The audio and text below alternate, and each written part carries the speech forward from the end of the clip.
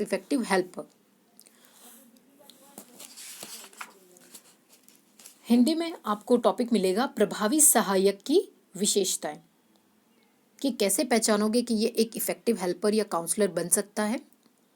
Being a trained helper, the counselor has the responsibilities of assuring that his or her client is benefited from counseling and its extents. However, the success of the counseling process depends on the skills, knowledge, attitude, personal qualities and behavior of the counselor.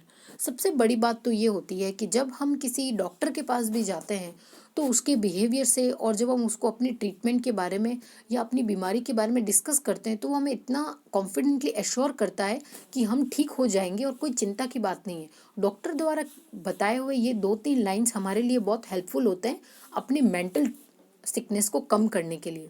Physically तो हम ठीक होते ही हैं, लेकिन वो जो phobia होता है, डर होता है, उससे भी हम थोड़ा सा रिलीफ फील करते हैं अगर ये कॉन्फिडेंस हम अपने डॉक्टर में देखते हैं। तो उसी तरह से क्लाइंट और काउंसलर के बीच की जो फर्स्ट मीटिंग होती है उसमें उसका जो फर्स्ट इम्प्रेशन होता है वो भी ऐसा ही होना चाहिए जो 100% ये एश्योरिटी देता हो कि आप हमारे पास आए हो तो आपका ट्रीटमेंट या आपकी जो प्रॉब्लम है उसको हम बहुत बेहतर तरीके से ठीक कर सकते हैं। अब इसके लिए ये जो कॉन्फिडेंस है वो उसके अंदर कैसे आएगा, उसके पर्सनल क्वालिटी से आएगा, उसका जो एटीट्यूड होगा, उसका जो बिहेवियर होगा, उसकी जो क्वालिटीज़ होगी वर्क की, इन सब पर वो डिपेंड करेगा।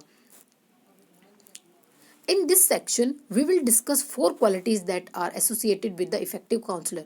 आज हम जो कैरेक्टरिस्टिक्स के बारे में पढ़ रहे हैं उसमें से जो 4 बेसिक और इम्पोर्टेंट क्वालिटीज़ होती हैं एक अच्छे काउंसलर की, उसके बारे में पढ़ेंगे, जिसमें से बेसिकली जो सबसे इम्पोर्टेंट है वो 4। उसमें सबसे पहली जो है वो है प्रामाणिकता। प्रामाणिकता मीन्स ऑथेंटिसिटी।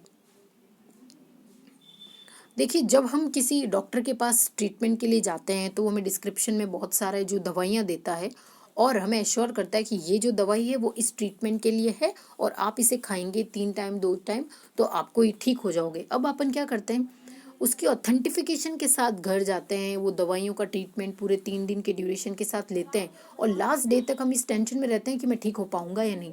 और जब हम रिलीफ होते हैं तब हम सेफली ये महसूस करते हैं कि हाँ, जो मैंने दवाइयाँ ली थी या जो डॉक्टर ने मुझे कहा वो बिल्कुल सही था और मैं बेहतर महसूस कर रहा हूँ। यानी कि हम अपने हर इलाज के लिए ऑथेंटिसिटी चाहते हैं, प्रामाणिकता चाहते हैं कि मैं ठीक हो जाऊंगा या नहीं। उसी तरह से काउंसलर भी अपने बिहेवियर से वो ऑथेंटिसिटी प्रूव करनी पड़ती है अपने क्लाइंट और उसके जो को पेरेंट या गाइड उनके साथ आते हैं, उनको अपनी ऑथेंटिसिटी उनको रिप्रेजेंट करनी पड़ती है।